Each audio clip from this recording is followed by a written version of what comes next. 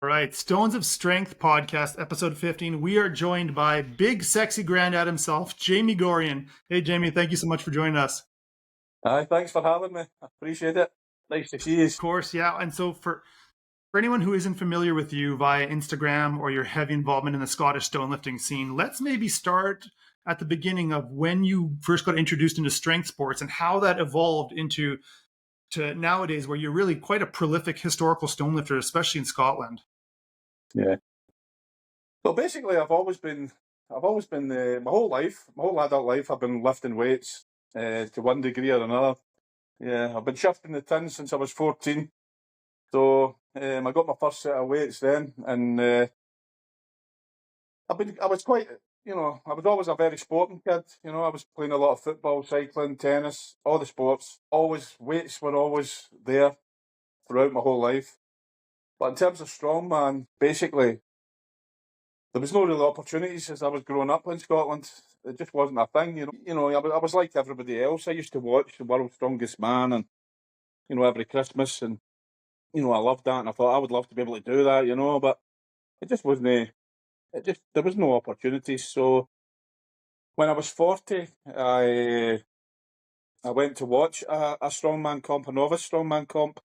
The then sort of promoter of that comp sort of was eyeing me up and down, and he's like, "Well, you're a big guy, you'd be a great strongman and that. Do you want to try it?"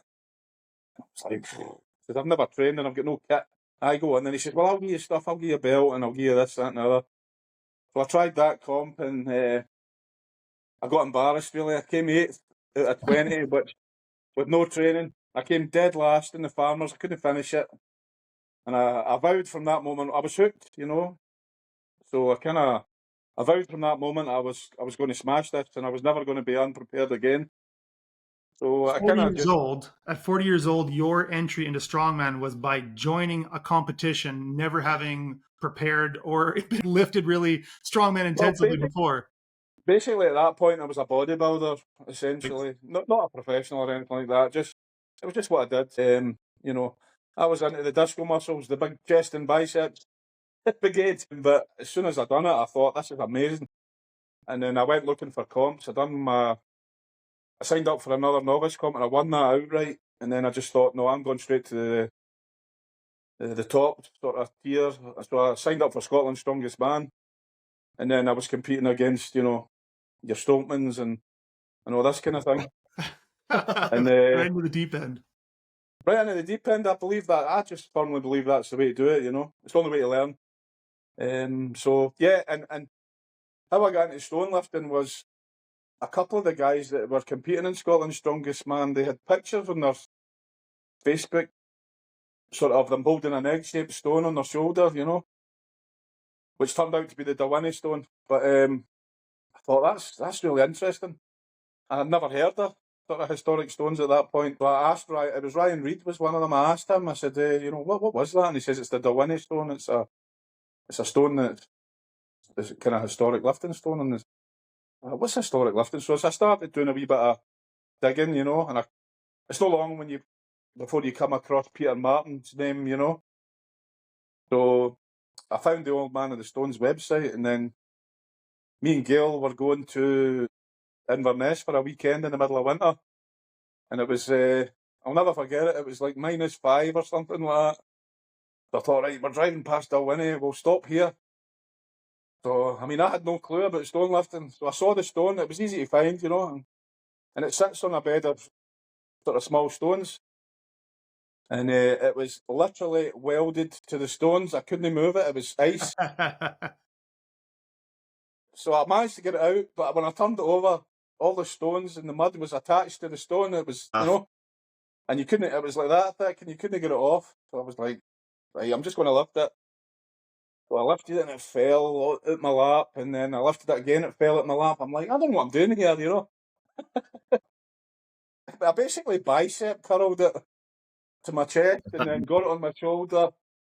And it was squashing against my neck, and it was sitting like that. My neck was sitting like this, it was basically sitting on there. And I was like, great, put it down, and then had a sore neck for the rest of the trip. But I kind of was hooked. And then sort of the week after that, I went looking for the Wallace putting stone, which is only a half an hour from my house, you know. So I eventually found that and lifted that, put that on the shoulder, and then that was me. I just vowed at that point, I says, I'm going to lift them all, you know. I'm going to lift them all that's available, and that's what I did, really. So it's just kind of stemmed from that, you know. It's unreal. So your first historical stone lift was 2-shoulder, and it was frozen with mud caked on. It was frozen with mud, and I cut my ear open. I was all mud in my face. I had no clue how to lift, you know, because I'd never seen it before. At that point, Lifted stones it wasn't covered in really. snow. At that point, in terms of social media, nobody was doing it on social media. There was no stone lifting on social media like there is now. So it was kind of, I'd never seen anybody lift it. I just saw a picture with somebody up there, and I thought, how did he get it there? You know? So that's pretty much it. What year would that have been in, Jamie? That was 2017 or 18. 17, yeah. The winter of 2017. We were to add some chronological details. When you did your first strongman competition at 40, what year was it? That was 2016, the end of 2016. From November 2016, started strongman, started competing with people that compete at the highest level in the world, picked up your first stone, and then fast forward 7 years later, here we are where, of the historical stones in Scotland, how many of you lifted and how many of you still have plans to lift? Well, I've lifted every one that's available. There is none that I've not lifted. And I've lifted, I would say I've lifted a lot. I've lifted them all multiple times, really. You're always doing stone tours. Yeah, well, for an example, I just love taking people to lift the stones. So, I mean, some of the stones you're talking about, a lot of them I've lifted over 100 times now. The Pewterak, the Bear Van, the Ardvorlich, they're all under hundreds. I mean, it's safe to say that you're one of the most prolific historical Scottish stone lifters in the world, I guess. Really, I don't think there's anyone else that we know that has lifted some of those stones to that same amount of volume. No, there's nobody. Well, I know that. There's nobody that's lifted it to the volume. It's just because I like going out and I like the countryside and I like lifting stones. I don't train with stones in the gym because I don't have any. I don't sort of. I've never trained for stone lifting. I just go and lift them. It's as simple as that, really. And that's the truth. That's the God's honest truth. There's only maybe 2 stone lifts that I've actually put in any work in terms of training in a gym setting for. And that was 3 weeks of training, 6 sessions to learn hook grip for the Dinnie stones, and obviously Hoosafell. I knew, I mean, with the Hoosafell, I knew in my heart of hearts I could walk round there no problem. It was just that it was the pickup that was giving me nightmares, you know. So I did a bit of training for the pickup. It was fun. I didn't have a Hoosafell to train with, so what I was doing was I was piling weight plates up on a box that was about, if I remember correctly, about 18 inches in height. And I was just trying to lift them like that, you know. So I was working up to 200 kilograms like that, and it was awkward. It was daft when I look back, but it worked. It was effective.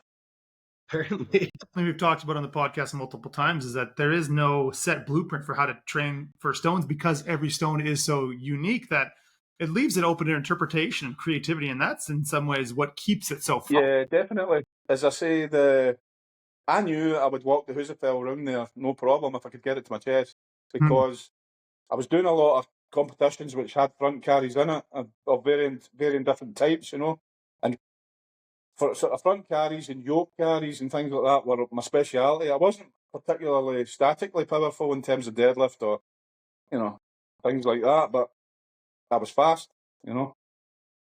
And it was the pickup that was giving me nightmares, so I had to put work into that. But yeah. So in terms of the sort of Clachnear and the stone lifting, what I would term sort of ancient stone lifting, I never trained for it, and part of the reason is I see people training for stone lifting, you know, maybe doing 3-4 sessions a week, and I fear that I would lose the passion for it if I did that, you know. So I don't do it. I think that is why I've got longevity in terms of passion for stone lifting. because I just go and do it, and I don't train for it. Makes a lot of sense, actually. You can definitely overdo it, I feel, in that aspect sometimes. And Yeah, I see a lot of people, they're continually putting up their social medias, I was shouldering that in my garage, blah, blah, blah, blah, blah, blah, blah. And I'm like, I think to myself, I just would lose the passion for it, And so I don't want that, so I don't do it. And plus, I've worked out no bad at stonelifting by no training. so yeah, well, no kidding. And that goes to Dale's point, is that there are so many ways to achieve the goal, to get to that, depending on who you are, the stone you're training for, your past experience. And some guys can get there by being a very big, very strong man, and some people have to specialize in it, and there's no set formula for it. And again, that's something that Yeah, can be fun. I think you've hit the nail on the head there. There is no set formula. It's what's up to the individual, to make it work. And I'm by no means criticising. I don't even mean to sound critical of people that train with it. I mean, if that's what their thing is and that's what they like doing, then great. That's what works for them. But what's for me has always been a bar and plates, or, I like my vent training, I like my yokes, my farmer's carries, my Husafell runs, Atlas stones. I like very different things. But in terms of pure passion, it's the stones for me all the way, No, it's something that's unique to clearly your approach to lifting historical stones, and with respect to training, is that you're getting your reps in with the actual stones. You're not training to lift those stones. You're getting out and you're actually lifting those stones multiple times. So you don't need those stones in your garage or in your basement or in your front yard. You're actually just going to visit the stones. There is that aspect, but I've been criticised a few times for, like, for example, going to a stone and sort of treating it like a training stone. That's one of the criticisms I've received. Not many times, but I mean, for example, if I went to the pewter rack and I decided I'm going to do 10 reps with that, for example, some people view that as like a disrespect to the stone. So I generally don't do that, I mean, Yeah. if I was to use the pewter rack as an example, how I approach going there, I'll use that as an example because it's probably the stone I've lifted the most. But yeah, it's quite a light stone, as you know. But I've pressed it, I've walked it, I've shouldered it, I've repped it, I've plinth it, I've shouldered, plinth, chest, and all these kind of things. So when you're lifting them so many times, you kind of try to start thinking of, what other things can I do, Yeah. But I always try to remain respectful to the stone. Like, I wouldn't go there and just, I suppose what I'm trying to say is, I wouldn't go there and just start, doing 3 sets of 10 with a pewter rack to shoulder, Yeah, that kind of thing. for sure. Because there is a level of respect you've got to have for them. But by the same token, I do like to try and challenge myself on them, But it's hard.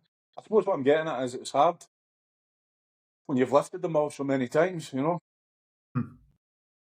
That's why I've started.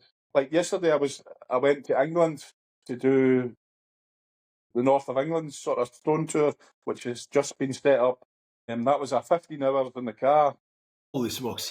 400 miles, and it was absolutely fabulous. There was 13 of us, went down to England, and that was a good mix of sort of modern stones, and there's a couple of genuine historic stones that have been found, so that was a wonderful day. I'm still feeling the effects of that. 13 people, like, I can't even imagine the stone. Like, we lift with a small group here when we're lifting our modern stones, and obviously when we went to Scotland, we were there with our parents, but like, I can't even imagine how fun it would be to be there with so many people, all with the same goal, and just busting each other's balls and having a laugh and lifting. And I've got to imagine it's a really good time.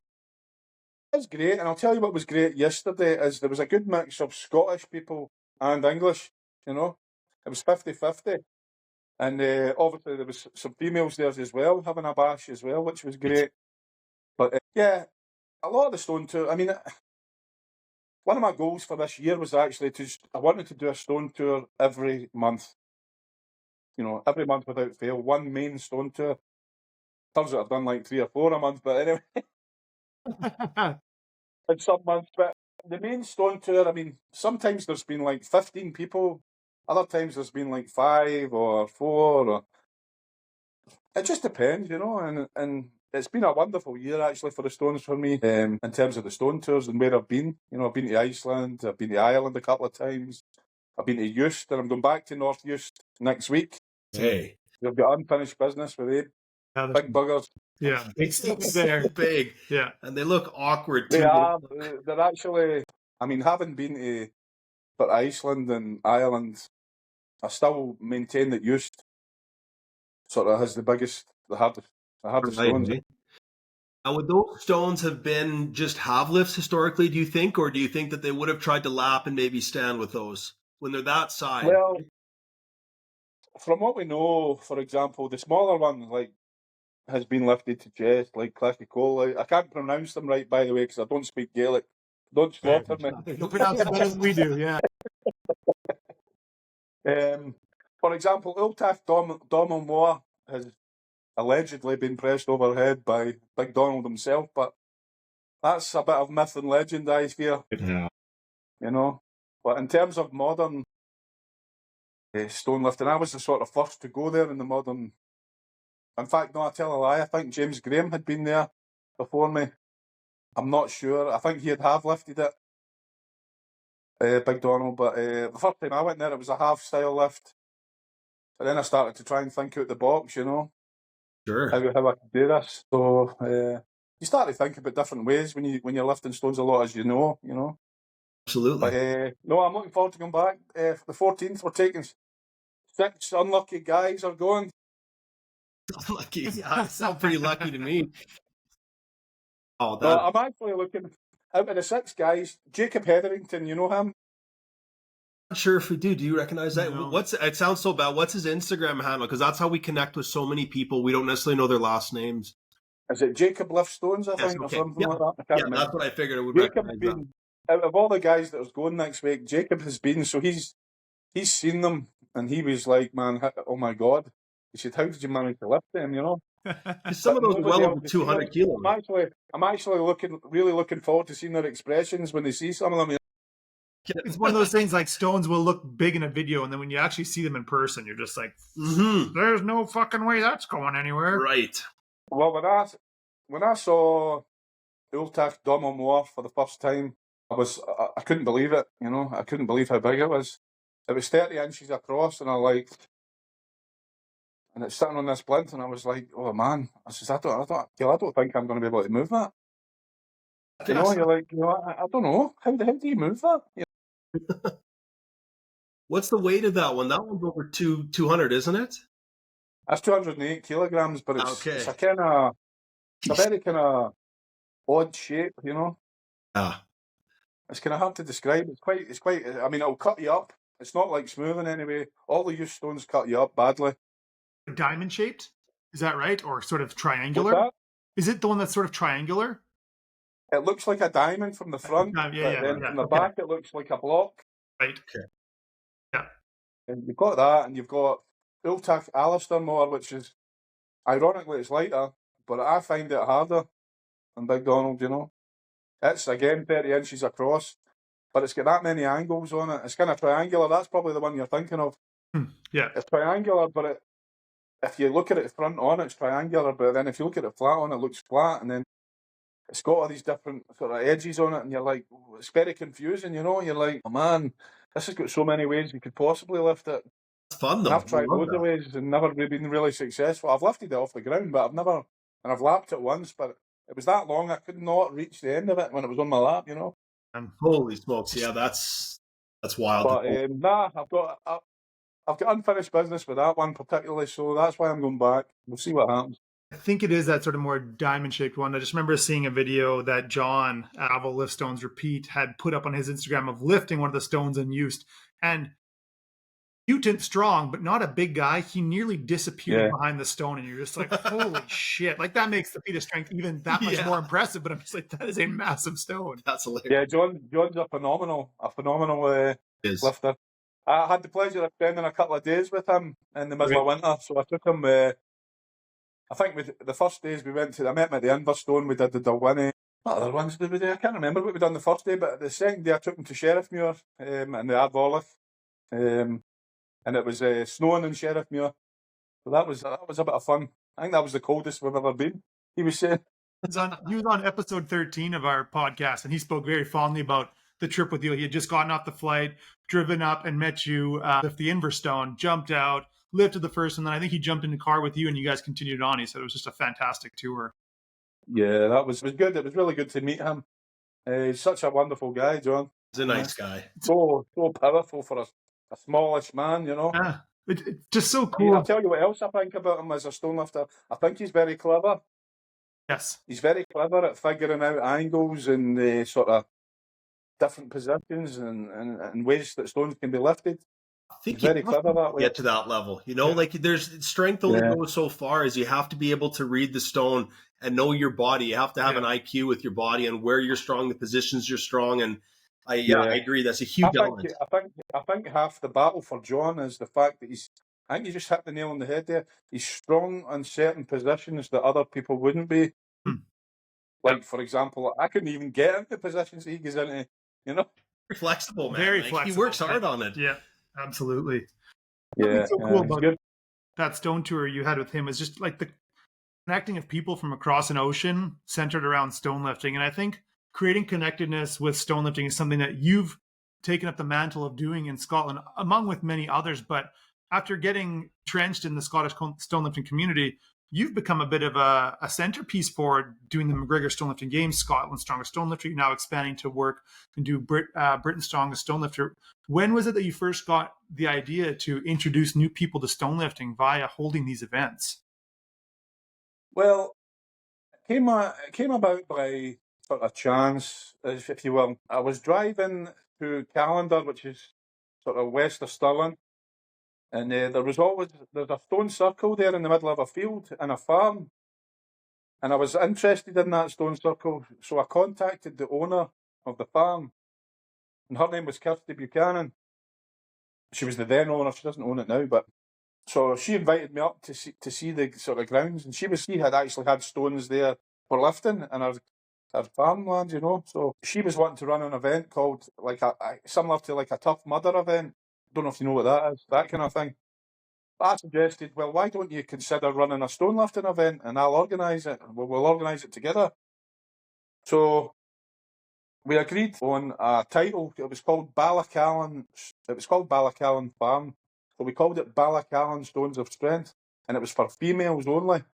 Awesome. For a first go. So I figured it would be easier to get smaller stones for the women, and to get set up for women, because there would be probably less women wanting to do it than men.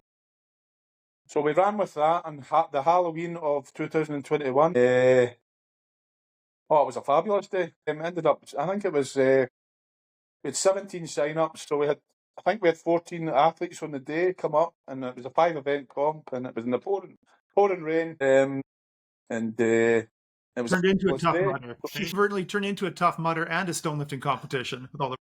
It pretty much did, and I took the pewter rack along as well, and a lot of the girls had a shot at lifting the pewter rack and that, and so it just kind of stemmed from there. Ballacallan.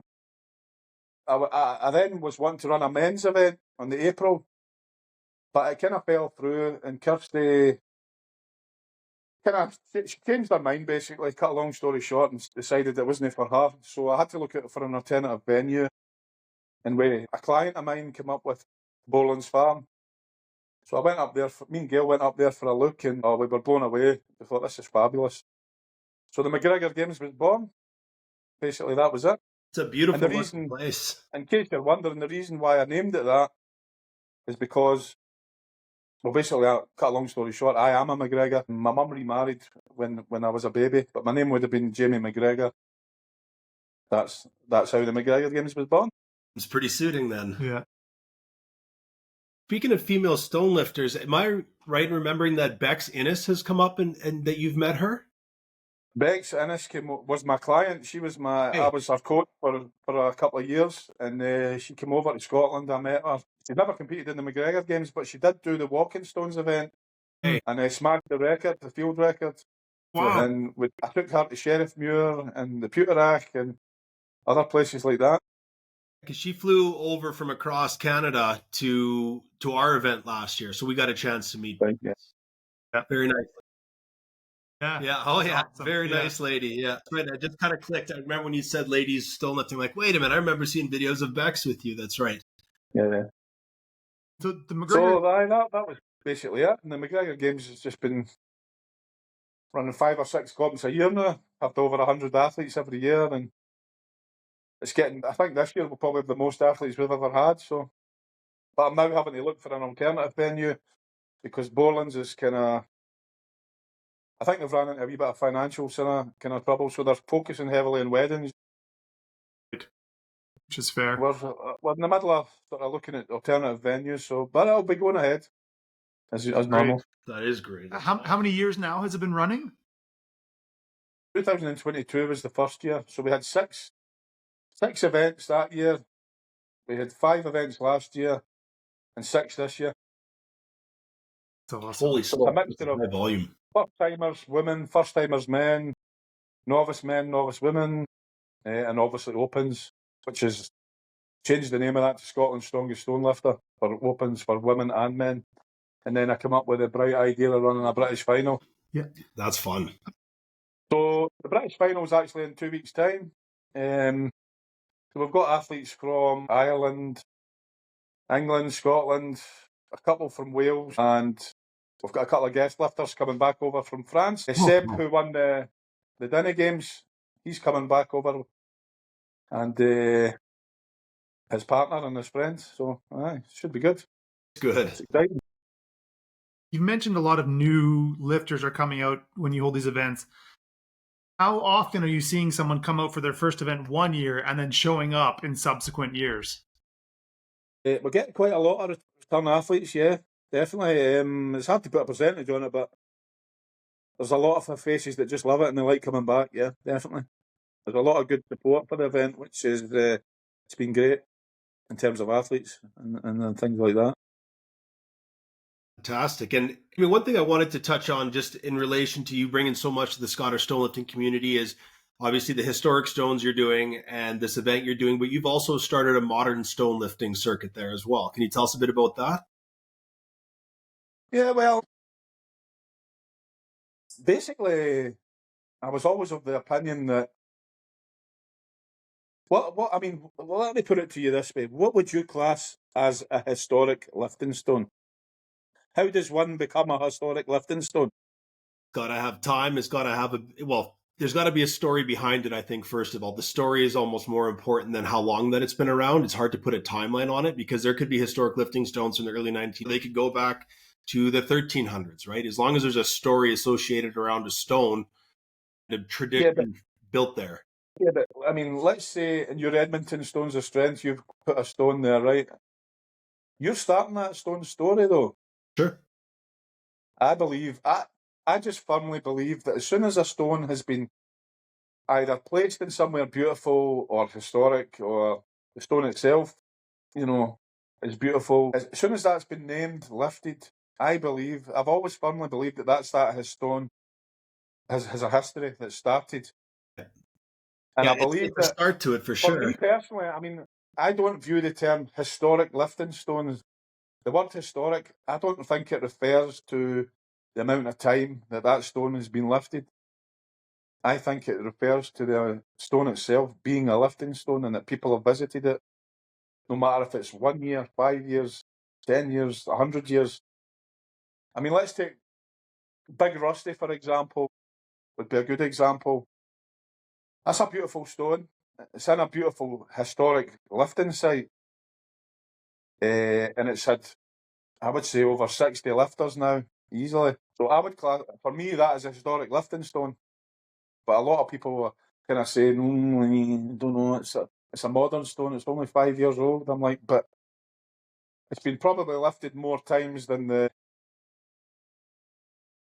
it's definitely been lifted more than any of the youth stones, for example.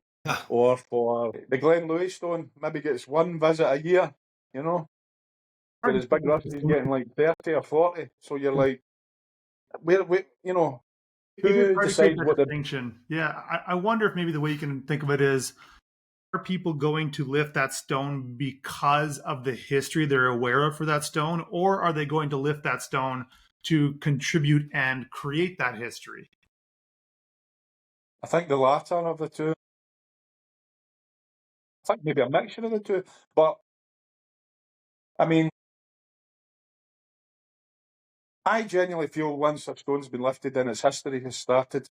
Yeah. History started for sure. Yeah, I agree with I felt that, and if you're referring to the sort of Oka loop that she's run about, it's actually very near to my house. How that came about was I didn't actually place the first two lifting stones there. It was Chris Beetham. Okay, yeah. He Fairly didn't decent place them; they Stonelifter were in his there own right. already. He just lifted them. I went and lifted them after him. As I was training for sort of ice, well, I wasn't training for Iceland. I thought if I could get some heavy stones run about, I thought about Sheriff Muir. You know, Big Rusty was big. The Glenorchy stone was massive at 177.5 kilograms of triangular nightmare. I was kind of thinking, you know, these would be good they'd be good sort of stone lifts to do to prepare for Iceland, you know, as I was going out.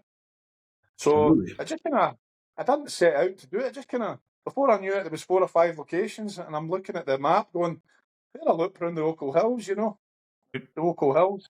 I thought there's a loop right round them. I thought it'd be good to link them and turn them into and then, so it kind of snowballed from there. I then started looking for smaller stones so that the females could come along. So basically all the locations apart from the Glenorchy stone, I've got smaller stones attached to them as well now. So I've done a few stone tours there where it's been male and female coming along, and I think the first one was in January or February. I think we had about 15 people going round the Oakle Loop. So that was good. There's some I'm really trying testing stones there. Something through the Edmonton Stones of Strength and then a number of other groups across North America have been trying to do is establish those, either you want to call modern historical stones now or historical stones of the future, to create those sort of destinations, at least here in North America, where people can do a stone tour. And just recently, Brian Clifford, who is Big Red Doc on Instagram, member of the New England Stones lifting crew, he did the first, as far as we know, like interstate stone lifting tour in the United States, which was just awesome to see. Like getting that kind of a rewarding stone tour experience here in North America is something that I think will help bring a lot more people into stone lifting here. I agree. I saw his videos and I was commenting on them. Yeah. Looked pretty good. It's great to see, and it's interesting. I mean, to the point where you strategically placed stones in the hills to create this stone tour loop. I mean, in many ways, the stones become your tour guide, right? That maps your destinations. So yeah, I think you're right. I think you're right with that. I've placed other stones, and I'm not the only one in Scotland. Obviously, like Michael Brown and Andy Crawford have been placing stones up in Aberdeenshire. Which is awesome. Which I have lifted. I've lifted a few of them, but they keep placing them at an alarming rate that I can't keep up. Those are very enthusiastic guys. Yeah, they're awesome guys. Yeah, for me, it's the opposite end of the country. So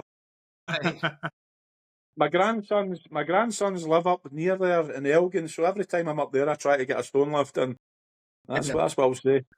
That's fantastic.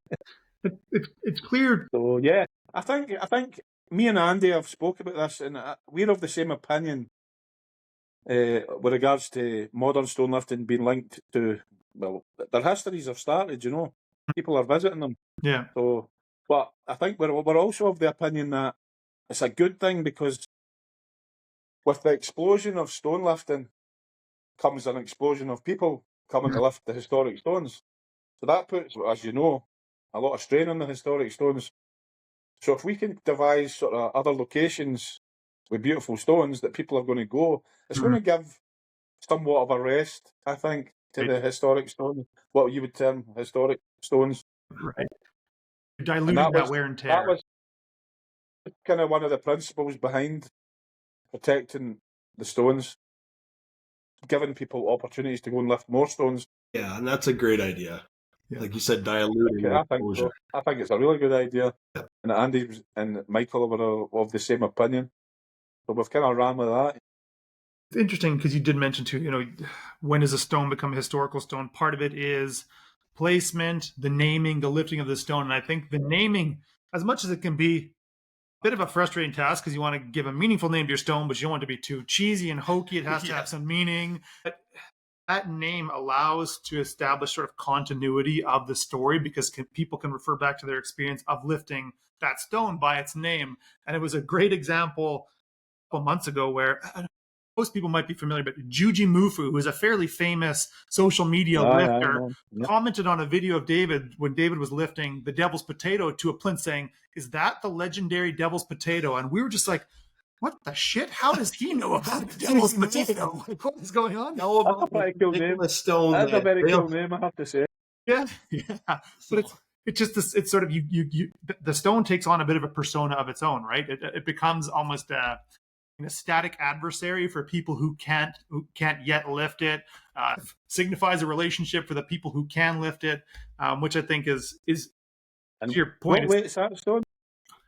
That is 409 pounds. So what would that be? About 180 kilograms or something? Yeah, 183, somewhere in there. And so we've put it up we've rolled it up because only a couple of us that can lift it. And so there's a plinth that's about I'm only 5'10", but it's above my belly button height, I believe. And so the goal for that one now is to plinth it, and it's on because we lift in the woods here in Canada. We took an old tree and we hammered it into another tree, so it's actually to a wooden plinth. And so it's kind of it's a tough challenge. It's a really difficult stone. The balance, it's harder. The handles are all right, but it's just the balance of it is horrendous. And so if you're not in the perfect slot, and at 409 pounds, you can't out muscle the balance on that one. You have to be bang on. So it's a great stone. It's only been two of us to lift it so far, to stand with it, and it's only been plinth by myself at this point. I'm going to get myself out of Canada. And welcome anytime, man. Gail's just saying, "Oh God, is that another holiday? We're going to Canada." Yeah, Edmonton, and then it's about a 3-hour drive west of the Canadian Rockies, which are some of the most beautiful mountains in the world. But we stop here first, lift some stones, and then go see the real big stones. Yeah, we got Jasper and Banff 3 hours away from here in either direction, so it's gorgeous. It's gorgeous. Some of the most beautiful scenery you'll see for sure. Yeah, I can imagine. Yeah. So speaking of stone tours, it's very clear that stone lifting for you is about the lifting, but equally about the community. Like you've said, you've been on the stone tours for me now isn't really about the lifting, unless I've not lifted the stone before. If I'm going to another country, for example. I mean, I just like doing this. I like taking people, getting them. You get a lot of people that are maybe done a first timers McGregor Games, for example, or something like that, and they're buzzing, and they want to come and. So I get the buzz out of just showing people the stones, telling them about the history, showing them how to do it, and seeing their successes. For me, I mean, like when you've lifted them as much as I have, it's not that the passion's not there for it. I just like passing it on.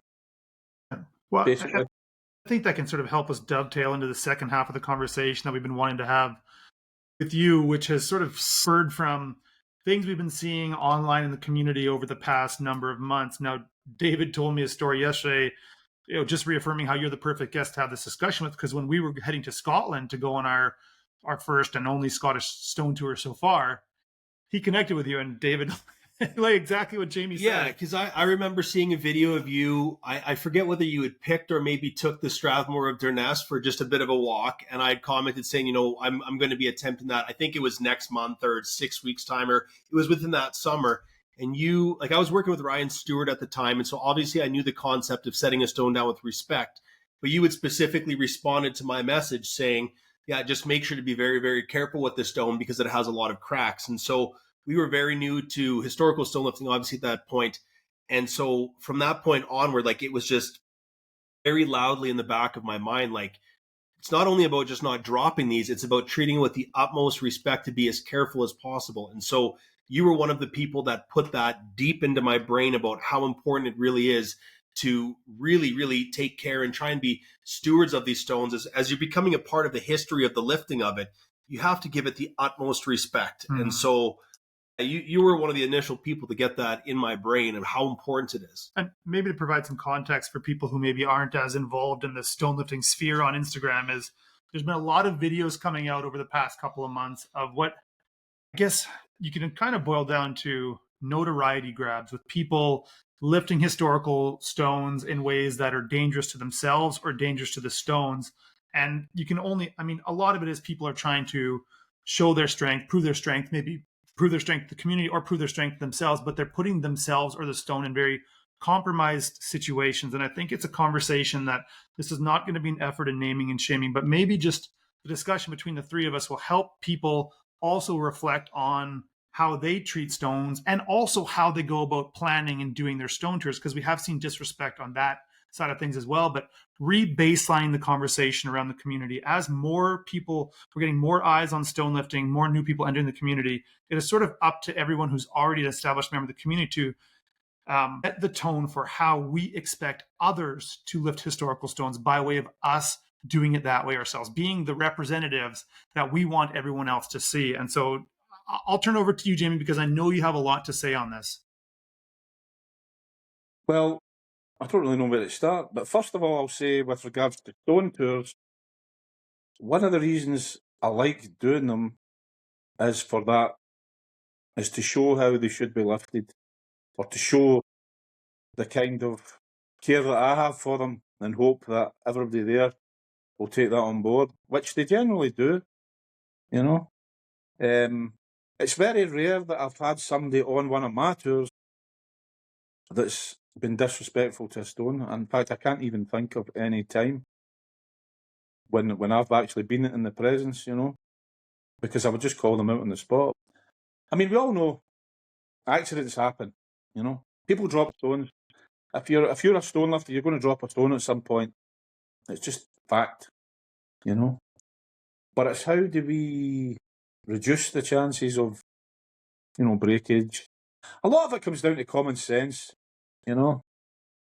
You know, you should move the stone, if possible, to a position where it can be lifted safely. As the grass is soft, blah, blah, blah.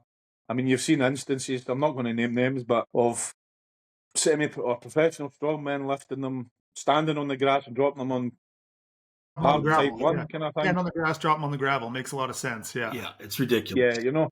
And for me, this is one of the issues that stonelifting faces in popularity, is social media and YouTube particularly, I would say, has, because it pays people sometimes, you know, your famous guys, they're looking for content.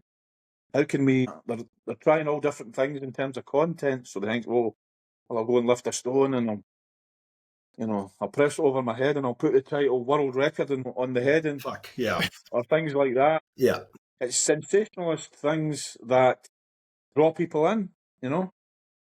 And it's not necessarily that them disrespecting the stone themselves that's the problem. It's, you know, opening the door. It's what's interpreted by their 10,000 followers. Yes. You know? That's the bigger problem. I mean, they might have 100,000 followers, and they might have maybe about, 1% of those followers think, I'm going to go and lift these stones. I can do that. Yep. You know, and what they see them doing, they think that's the way it should be done. Yes. So you get a lot of people coming into stone lifting not knowing about history, which is alarming as well. So a lot of the people that come to lift stones, not necessarily on my tours, because I'll tell them about the history, but you see folk coming and they've no clue what they're doing or why they're doing it, just because they saw somebody do it once, you know. What's appropriate even, right? What's appropriate for that specific stone? Was it a pressing stone? What is a walking stone, right? For example, if we go back to when I first lifted a stone, I didn't know. But I researched it, I was interested, so I thought, right, I'm going to find out. So I made it my position to go and find out about the history. And that's when it became addictive to me. It wasn't just because I'm going to lift this for social media purposes so everybody can see how great I am, you know. It wasn't that. It was just, I was really intrigued, you know. So it's that. I think that makes you a genuine kind of stone lifter. I think you get a lot of people coming from other sports that are just like, I seen Luke Stoneman or Lauren Shalley, or I seen, Paul Dwyer, or, I could name loads of folk do this or do that. I'm wanting to do that, you know.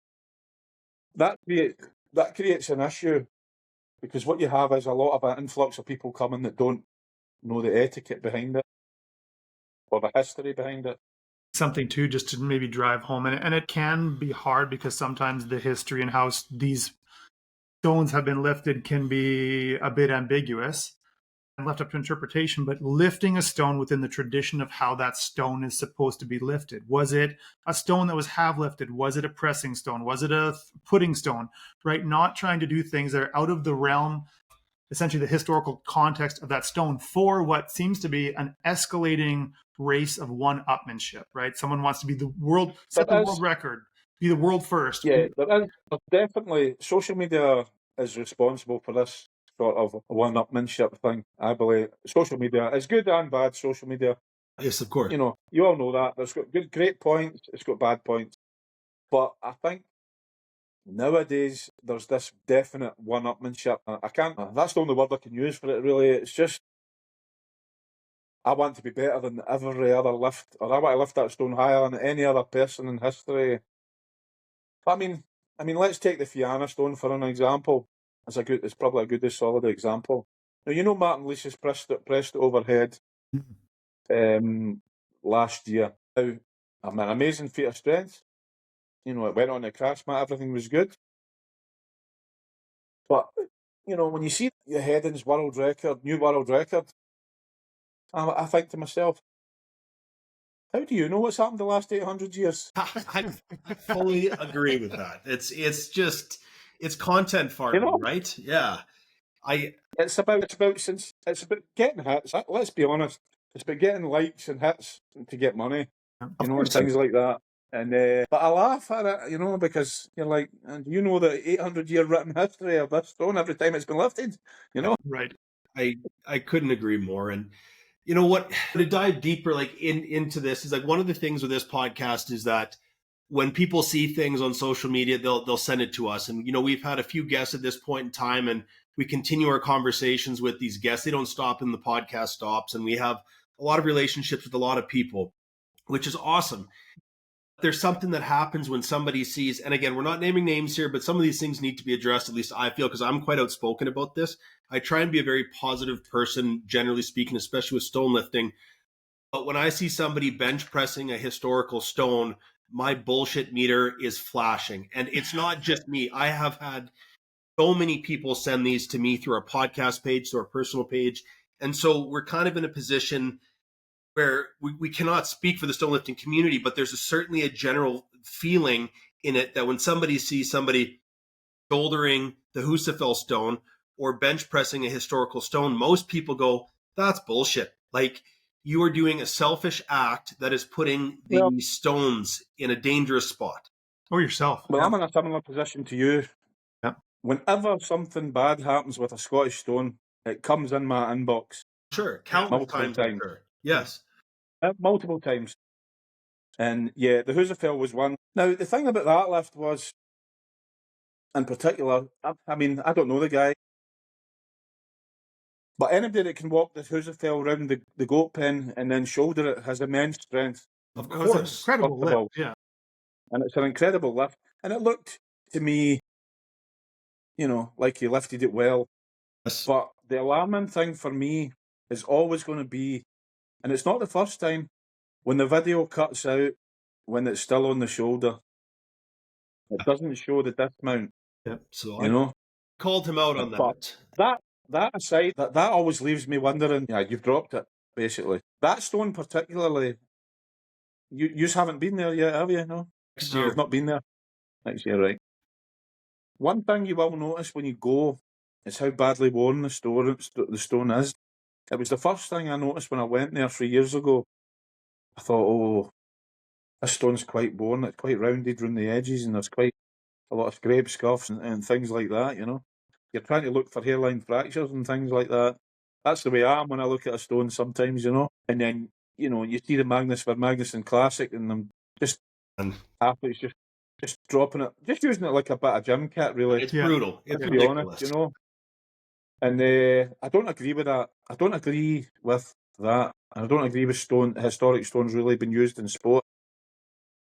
Yeah. I mean, it's all right to take them to an event and have them as maybe an exhibition or something like that, which has been done, but, you know, using them actually as a bit of kit, it's just bad, you know. I don't agree with it.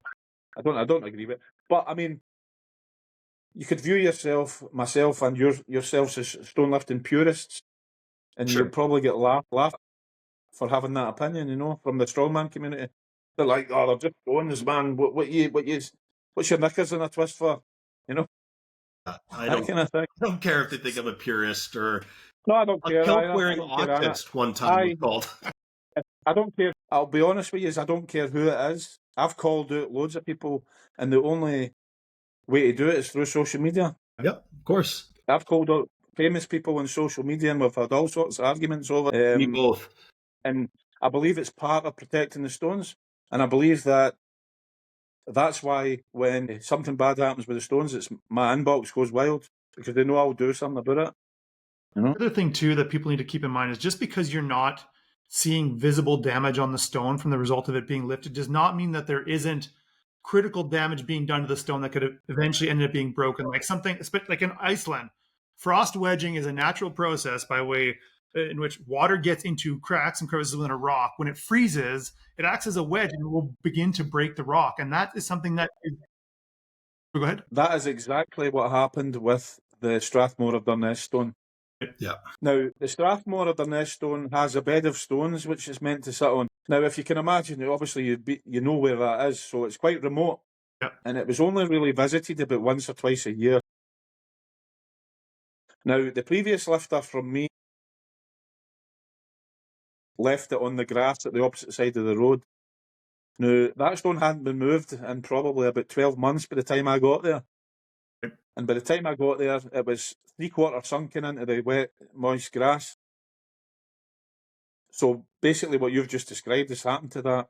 There's been a hairline fracture, the water's got in, the ice has expanded the cracks to 3 cracks along its red, I mean, I'm not saying that was, obviously that's not deliberate, but it's a careless sort of, it's careless really. Avoidable.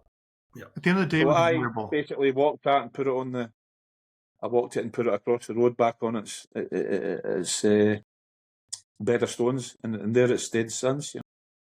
But it's unfortunate. I think a lot of people, it comes down to this kind of treating it as gym kit kind of thing, treating it as a barbell and plates in their mind,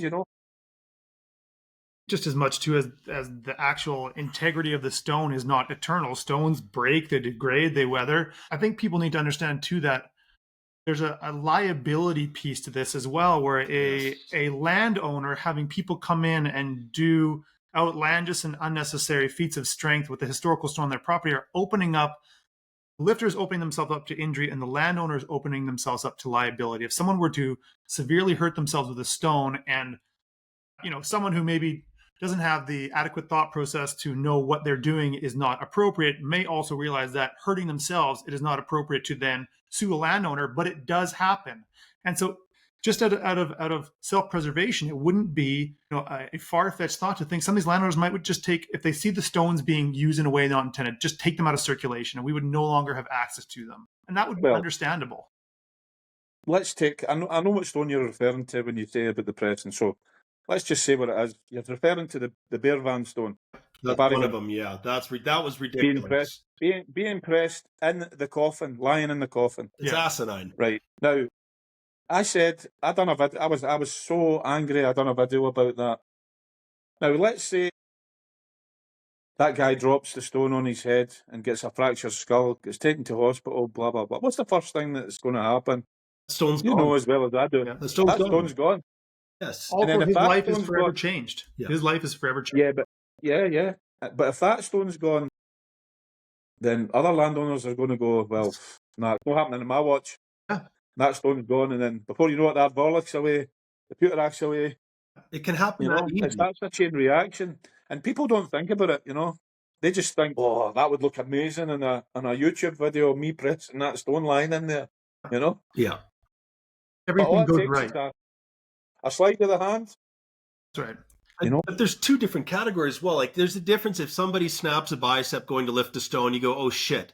But if you're bench pressing a stone and that stone falls on your head, we're in two different categories. There are injuries that come with athletics, and we all know that. But if if an ambulance had to be called somewhere because somebody did something so stupid, now we're in a whole different world. And man, my job is as a fireman. I've been doing it almost 14 years. People do dumb shit, and most people would say that would never happen. I'm telling you, this stuff happens. It's Snapping a crazy. bicep would be an occupational hazard. You're trying to lift a Right. giant stone. You are exposing yourself to injury, but don't expose yourself to more injury, and unnecessarily so. If you snap a bicep lifting a stone, you're not going to go, I'm going to claim the landowner. Exactly. No. You're going to That's what go, I mean. oh, well, that happens, eh? Yeah. You're going to go, well, it was always going to happen at some point, Yeah. so I'll get it fixed and I'll move on. But if you're lying in a coffin, pressing a stone over your head and it breaks your skull, somebody's getting, somebody's getting done. It's just stupidity. It's not the first time, and like there was a guy pressing a stone today. You probably seen that It's the same thing. Like, I honestly, in Wales, you know. Yeah. it's, in my opinion, it's an extremely selfish, egotistical act, right? Because not only are you doing something that puts yourself in danger, the stone in danger, but that's not the tradition of stones. Stones weren't bench pressed, right? So you were trying Well, I could go even further with that. to do it. Stones weren't shouldered. So, and that's actually a very good conversation that I was hoping that we could get to, because this is an interesting conversation, Right. especially for the Scottish stones, right? Like, if you read, Right. Well, Scottish stonelifting, your ultimate lift was to throw it. So a good example of that would have been the Wallace putting stone, which is no longer with us because, yes, pardon my, I'm not down on you Canadians, but some Canadian guy came over here and threw it off his shoulder, and a triumphant shoulder, and it hit the ground and broke in two because there was a stone sticking out the ground. But anyway, that's we have in Canada. I'm sorry that happened. It's not our type of. That's not our type of Canadians. That's not on you. That's brutal to hear that. I didn't know that. Yeah, but anyway, regardless, that was an act of, that triumphant, I've got it. Yeah. But regards to Wallace putting stone, in the days of the clans, that had to be thrown over the plinth. And at the time, that was it was believed to be about 160 kilograms, Wow. The same sort of size as Big Rusty, hence the reason why I put Big Rusty there at the same weight. Right. Putting the stone was the ultimate form of, basically, what they viewed it as back then was throwing the stone away in disgust. You're not heavy enough for me. Okay. That was it. I need something heavier. Interesting. I didn't know that. That's hilarious, though. So you had even the Strathmore of Donetsk was believed to be in a similar situation. It was putted over the plinth that sits back at the Moyne Path. It was thrown over there. Kidding. In the I didn't know that about the Strathmore as well. But in terms of lifting back then, it was wind, lap, chest, or plinth, or onto a dry stone dike, or throw. Because there's not a Shouldering and pressing. Pressing was never a thing either in Scottish stonelifting. There's no records of that. But that's not to say it didn't happen. You just never know. Yeah. You don't know. You can't say. I mean, you look at people today and they're always want to try these new things with stones, but people must have been like that back then as well, I feel, You have to imagine, right? And there's not a lot of document. Men would have done stupid things back then as well. We haven't changed that much, that's for sure. I would just record it with a phone. Well, that's just it. And just because it's within the realm of possibility, though, that they were shouldered. Because even Peter Martin, I believe, in Twixt, Stone and Turf, there's a few records of shouldering. I mean, genuinely, I don't think they would have been shouldered, but I think they would have been pressed, Very possible. Because that would be the first thing that came to your mind. Can I put that right? How high can I get that? Can I put that right over my head? I think the difference now, though, is we have access to resources like crash mats that should be an absolute baseline expectation for people going on stone tours. Take a crash mat or something to soften the fall from a stone, whereas back then they didn't have it. But now there should be no reason why you don't have a crash mat. Yeah, we brought towels on a carry-on. Like a good chunk of my carry-on bags is we brought 2 towels just in case it wasn't, if we weren't lifting on somewhere soft, we had that as the backup as we were setting it down, right? Need be, right? You can come prepared even if you're coming from overseas. And like Martin Elises, who is former world's strongest man, it's very, very within the realm of his physical capability to press the Fianna stone. He still had a crash mat. He set that down well in the crash mat. Not to say anyone else should go and try it, but if he can make provisions to have a crash mat, there's no excuse for anyone else to not do the same. Well, I think, to be fair, that was Brett Nicol and that brought them along, you know, to that stone tour. But one crash mat for the tour, like someone bring a crash. Yeah. If you're with a group, I've always got a crash mat in the truck. Yeah, right. Oh, it always goes with me. I think maybe before. But, I think, you know, I think we as stonelifters, regardless what country we're from, and regardless, we just need to look at ways in which we can protect the stones. You know, and for me, it's always the first and foremost go-to way to protect the stones is teaching. You know, that's what leading by example and teaching. You know, and for me personally, I can do that through the McGregor Games. I get I've had hundreds of athletes through that now.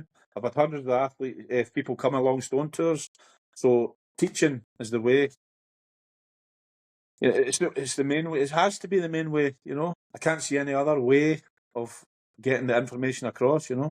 That's what we're trying calling out people that do ridiculous, stupid things. You know, I've done that, and I'll continue to do that. Oh, you know? Absolutely. I think that's what we're trying to achieve through this conversation, is just to cause a little bit of self-reflection for the people in the community to think, am I lifting and treating the stone in a way that I would want a newcomer to see and understand, or use as their baseline understanding of the tradition of stonelifting? Am I being a good ambassador for stonelifting? Because it is great that there is a fairly critical mass of seasoned stonelifters that are willing to call out bullshittery when they see it. But that's a retroactive way to address the situation. What we should be doing is, as much as possible, setting the example for new lifters and seasoned lifters as well, because we've seen a lot of seasoned lifters doing things with stones, and you're kind of like, what were you thinking there? Like, give your head a bit of a shake. Yeah, well, that's true. I mean, I can't honestly sit here and say I'm perfect. Nobody's perfect. You know? No, of course.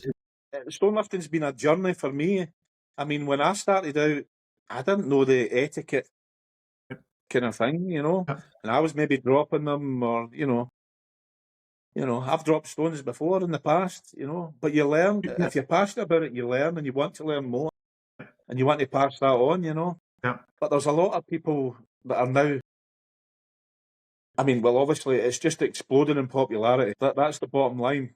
So we have to look at ways to manage it. You know, teaching's one. You know, placing of other stones to give the stones a rest is another one. Calling out people is another way. Yes.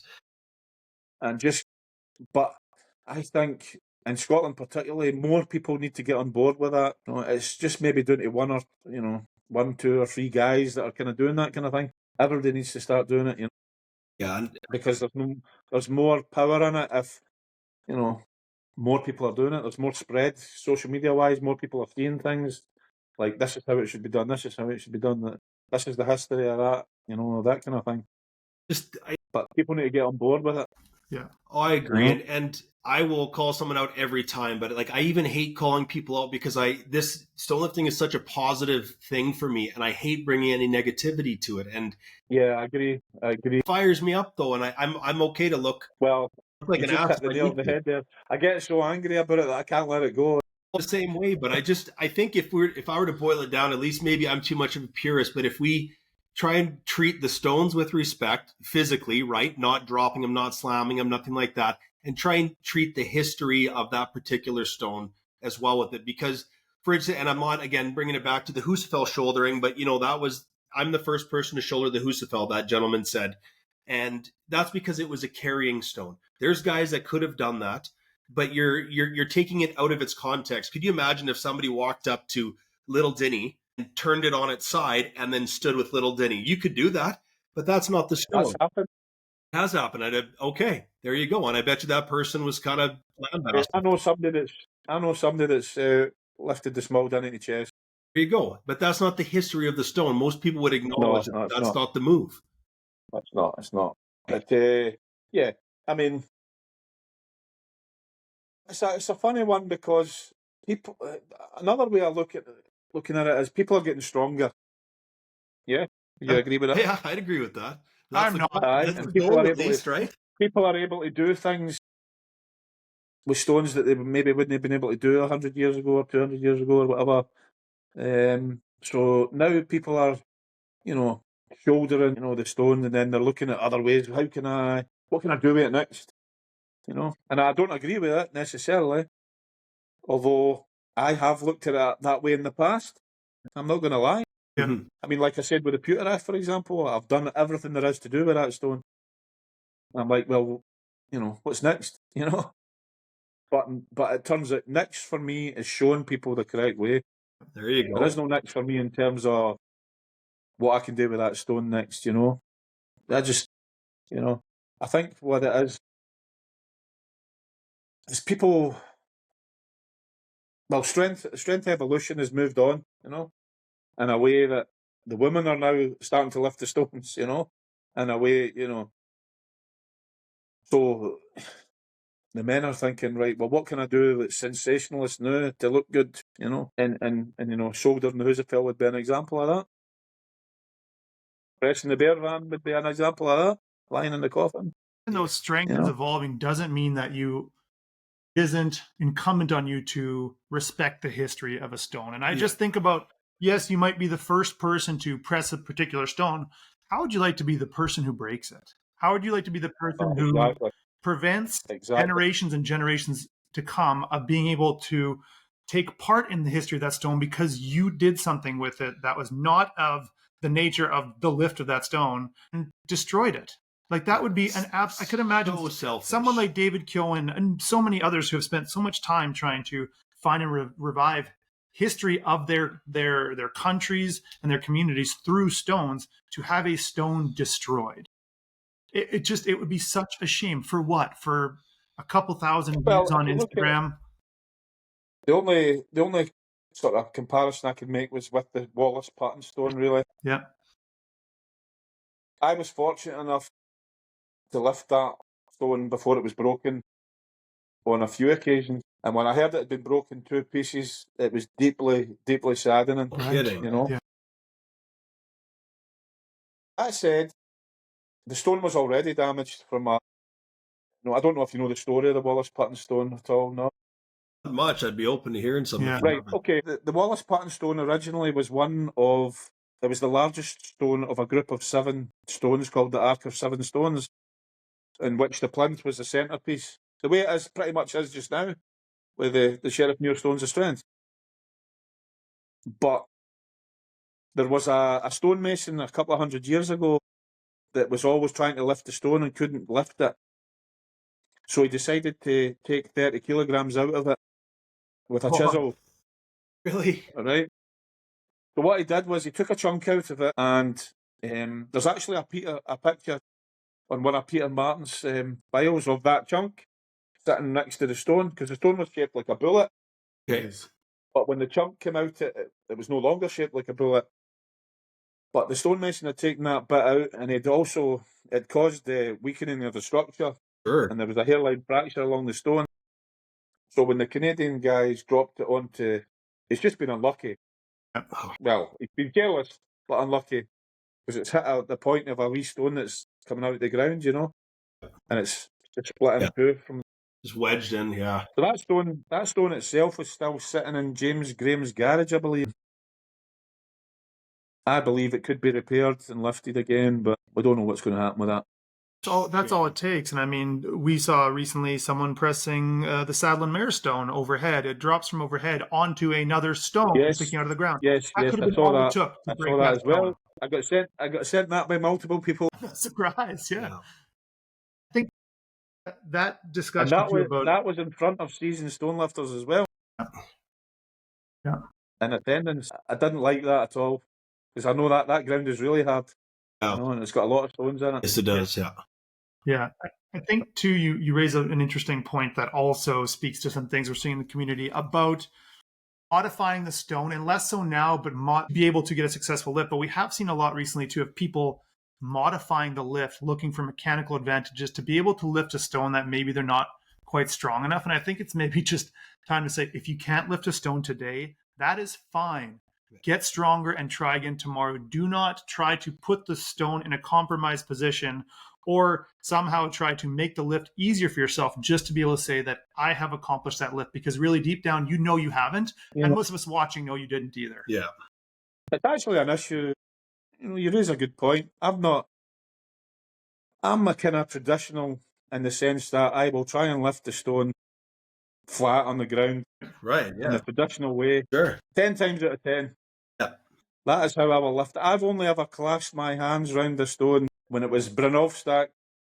Well, fair enough. And the Legendstein stone. Because you've no choice, right? I've only ever done it one other time. And it was in Iceland with the largest of the Arbear open air museum stones. Yeah. Basically, my biceps were done and I had no energy. I couldn't lift it and it was wet.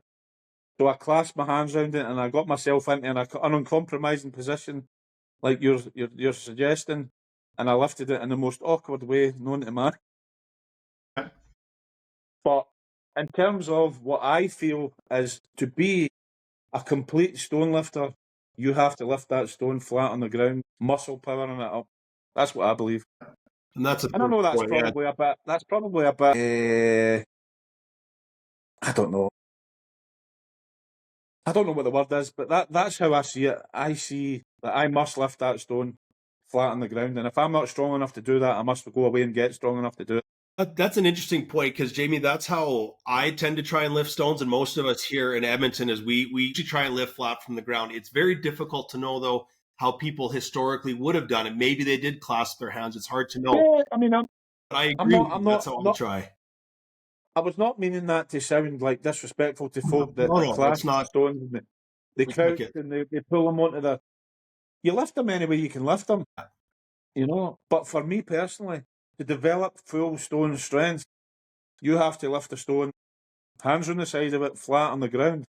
That's my opinion. Just rip it. Yeah. That's how I like Just grip it and rip it. That's how you build the upper body strength required, and the lifting, and getting all the muscles engaged to perform the function, There are some I think when you're trying to mess about with mechanics and do different things, you're right in what you said. You're maybe not technically strong enough to lift it, but you're able to lift it in a certain way. David told me an example of someone putting the Husafell up on top of another stone so that they could get the pick because they weren't strong enough to pick it from the ground. Like that. Yeah, well, he leaned it actually again. He took a stone and picked the Husafell up and put the stone under the Husafell so that he didn't have to. I know who it was. Yeah. I saw it. And I'm not. And the irony of that is he's one of the most experienced stone lifters there is. And I found that pretty bad, yeah. Well, because if you watch the video, when it comes down, he doesn't set it lightly. Like it bangs off a bit, right? And so, again, if you're not, and I'm not, again, that's why we're not naming people. This isn't about shaming individuals. We're having discussions about the best way to treat. It's looking at the technique. Looking at technique. But probably not using a stone to make it lighter for you and then dropping it back onto that is maybe not the best technique.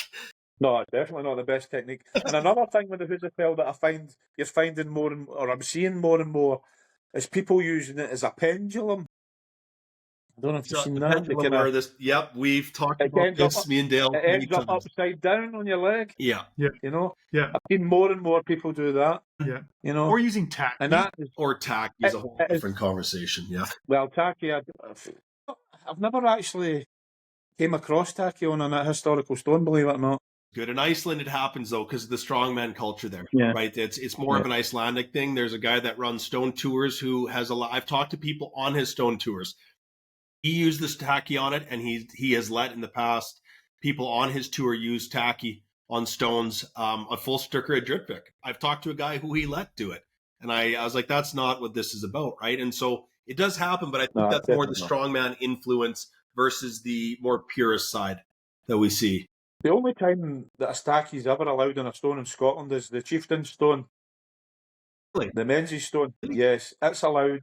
It gets taken once a year to the Aberfeldy Highland Games, and it gets used for a distance event, Really?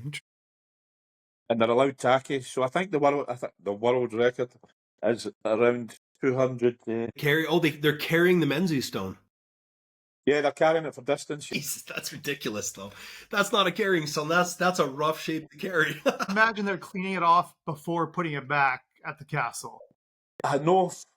Well, I know that people have went the day after and it's still got tacky on it, but I've never seen it. That's too bad, but that's a tough stone, though. That was the last stone of our trip, and my bicep was just burnt, and that was a hard one. Yeah, it's harder than it's harder than any 115 kilogram stone should be. Harder than an Atlas stone of that weight with no tacky. Agreed. It's smoother. Like I have an untacked Atlas stone in my garage. It's the same weight within 7 or 8 pounds, and that one is much harder. At least I found, anyways. But for me, it definitely is. Definitely. Yeah. So it's another good point, though. You know, the challenge of stones isn't always what it seems. it's not, for sure. That's what makes it wonderful, right? Yeah, it's so don't awesome. try to find a way Definitely. to minimize that challenge so you lift the stone. Yeah. Rise to the occasion. Totally. When I take people a stone tour, and I'll go, right, on you go and lift it, and I'll watch them do their own way to try and lift it. And, you know, I'll not just automatically go, this is how you lift it, you know, this was the best way to lift it. I find it really interesting to watch how people approach them, you know. Sure. And they go the first time, and I'll let them have their lifts before. And if they can't do it, I'll then start to help them, you know. Yeah. The boys that are going to use are going to get a shock because I'm not going to tell them. I'm just going to stand and watch. That's part of the experience is if you walk up, and because we've obviously not at your level, Jamie, with helping people out, but I have helped, I don't even know how many people with our local stones. And it's definitely one thing to be like, put your hand here, put your hand here. Another thing is to say, sometimes I've even flipped the stone the worst way just to see if they will try and flip it and learn, because I feel that, especially because we're not big guys, right? And so we have to be very tactical. And so learning to read the stone, I feel, is a very important part of the whole experience. 1,000%. 1,000. That is the most important thing. And a lot of people, when they approach the stone, they don't have that mentality. They just think, oh, right, I'll lift it. I'll just put my hands here and lift it. Yeah, they got no idea, right? And that's why it's fun. But I'm looking at it going, but you'll approach the stone the same way as I will. You'll look at it and go, right, it's heavier at that side, maybe flatter at that side, it's smoother. You'll touch it, you'll feel it. Right, there's no grip at that side. I'll flip it over, see if there's any grip at that side. Weight distribution, you're thinking, right. And then you're thinking about smoothness, texture. Sure. And then, you know, you're thinking, oh, I know if it's a real biggie, you're thinking, well, if I can't get it that way, I'm going to have to start thinking out the box here. Yeah, 100%. It's things like that. Just break a piece off of it. No. Yes, good call. Yeah. Take 60 kilograms off. It'll be easier. The other added dimension, too, is just because that's the way it works for you, if you were to advise someone else, it might not work for them. Yeah. Their proportions and their strength and totally different. And I see people a lot of the time sort of, you know, they'll pull the stone onto their lap and then they'll just do this automatically around the stone. And they'll stand up with it and I'll think, yeah, great lift. But I'm thinking you should be trying to develop yourself by doing this. Yeah. Unclasp your hands. Yeah. Roll That's in. how you develop. That's how you develop real stone strength. I will agree. If you just continually lift like this, you're just going to continually be at the same level, I feel. And I see it a lot, you know. Yeah. And I try, you know, it's a hard one because you don't want to sound like a preacher preaching to people, but you're trying to give them the tools to develop the strength to lift the heavier stones, you know. Yeah. Because they're going to need it. There's a time where the helps. Like if I'm shouldering heavy, if I can reach around, it's good. But generally speaking, you have to be able to have that strength to pull it in case your arms can't reach around a particular stone. Well, a good example would be in Scottish Stone would probably be the Ardvorliff, I would say. Agreed. I mean, I'm 6 foot tall. I don't have long arms, believe it or not. I've got really short arms. So I can't clasp my hands around the volley. Gail's saying it's because I've got 20 arms or whatever. But it's not really. Typing me up in the background there. So, you know, I look at people that go and lift maybe slightly lighter stones and they're clasping them. And then I'm thinking, right, well, you're not going to be able to lift that volley because you've not got the upper body strength. And you're not going to be able to develop it unless you go away and start training your upper body and movement patterns that are going to simulate, you know, that kind of squeezing in power, you know. So, I mean, hand's the tool you should be able to have in your tool belt, but it shouldn't be your only one. Yeah, definitely. Have the power to be able to row it in, personally speaking. I mean, it's all right, you know, maybe lifting, for example, I don't know, Glenroy, the Big Red, where people do that as well, you know. And it's a fairly substantial size stone. So they'll think, yeah, great. And I'm like, but if you want to move on to be able to do the ad volley, you're going to have to develop bicep, tricep, you know, Your chest, strength, your lat engagement. It's all going to have to be coming in the one package, you know, and you're not going to be able to do that if you're continually doing the clasping movement or, you know, things like that. Or trying to mess about with mechanics, you know. Yeah, for sure. To get a mechanical advantage, you know. But each to their own. I mean, I'm like yourself. I just believe that true stone strength is just ripping it up from the floor and just standing up with it. It's simple, yeah, in theory, yeah, but hard in practice. That's how I like to, at least. I mean, clearly you come at stonelifting from a community building sense. You've organized and been on dozens and dozens of stone tours. Like we were just talking about, when you're on those tours, you try to help teach and advise people.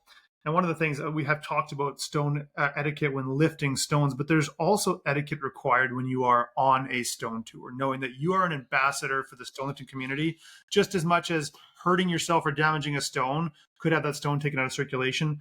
It could also get taken out of circulation if someone is acting inappropriately and mistreating a landowner. Unfortunately, on that same stone tour where the Raven stone was being pressed in the coffin, those individuals also exhibited some incredibly poor decision making when it came to how they were interacting with certain landowners. Now, we don't.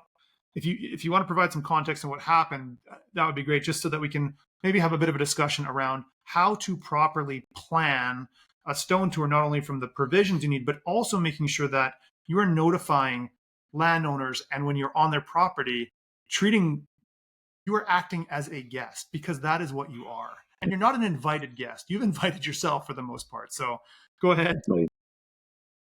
Right, okay. Let's talk about the specifics of that. So that was the stone tour that went to the Pudrak Cottage. Now, they were come out of their car and they were urinated on the basically their front garden. That's the issue that was raised. But worse than that, when they were called out on it by the owners, they then tried to argue the point that it was okay because they had travelled 3.5 hours to get there, rather than just putting their hands up and saying, listen, I was bursting, I couldn't hold it, I apologise deeply. That's all it would have taken to move that over. Yeah, that's the worst part. They argued it. Yeah, it's insane. But they tried to say, I'm entitled to do a PE because I've been driving for 3.5 hours and then blah, blah, blah, blah, blah, blah, blah, blah. Yeah. And the worst thing about it for me was Lindsay and Ashley. Lindsay, that owns the Pewter Cottage, and Ashley, her daughter, were there themselves. It's two females with 12 men, 12 big burly men trying to exert their influence over the top of them, you know. It's disgusting. That's not etiquette of a stone lifter. Etiquette of a good person, to be honest. It's bullying, intimidation. Yeah. And that caused basically them to be told, nah, you're not lifting it, beat it, basically. And it's a shame because the people that own that cottage are the nicest people you will ever meet. I can tell you that. Yeah. And yeah, that one really got my blood boiling. Yeah. I think we're lucky that. But I mean, there's other. I'll give you another example of a similar situation. Well, it's not really similar, but you'll get it in context. The Kilchurn Castle. Have you heard of the stones that are placed there? Oh, no. No? Right, well, there's a place called Kilchurn Castle. Now, I didn't place it. They were already there. There was originally a lifting stone there. You're talking that about was, the castle in the background? yeah, that's the one with the Beautiful. loft. Absolutely beautiful. Yeah, Right, I know what you're talking about. Cut a long story short, I'm not going into details, but there's 2 lifting stones there, right? Now, there was folk that came over from Germany. It was a guy that was lifting and his videographer.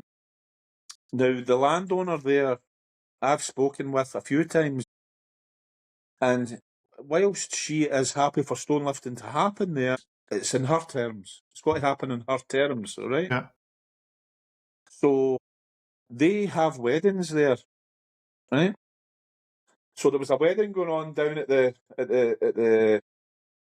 water's edge, and the German rocked up and asked the woman if he could go and lift the stone, and she said no.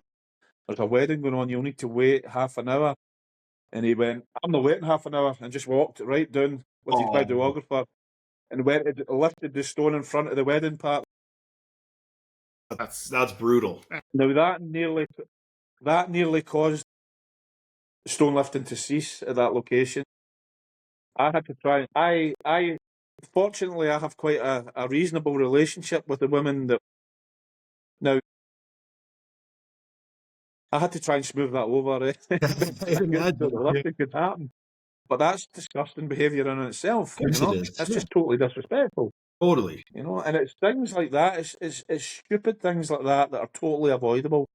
Yeah. You know, with regards to etiquette, that you know, it's just daft. You know, I can't really explain that one. Well, that's what you had said about at the Puger Cottage, that, you know, they had said, no, you're not lifting it. Now, we are all fortunate that the landowners had said, you're not lifting it, not no one is lifting it anymore, because I can imagine that interaction caused a lot of emotional distress for the landowners, plus expose them to the fact that this is always a possibility. Unfortunately, it is a possibility that people will come up 99 out of 100 times. Stonelifters will be respected, but there are people out there that will act that way. Now, if they wanted to limit the potential for them running into a similar situation to that, they would just say, we're done. We're not allowing people onto our property to lift like that anymore. Well, fortunately, at the Pewterach, Lindsay and they love the stone lifting culture. They actually think it's one of the best things that's happened since they bought that house, you know? Yeah. She's such a nice lady. We're fortunate in that way. But I asked them how many instances they've had of sort of bad behaviour. And there was like 2 or 3 out of hundreds. That's good to hear. But it's 2 or 3 too many. It is. Of course. 100%. Of course, yeah. Reached out and spoke to her after that instance. And we're fortunate in Scotland that a lot of the stones aren't, although they're on private land as such, but we still have the right to roam where we can just go and lift them.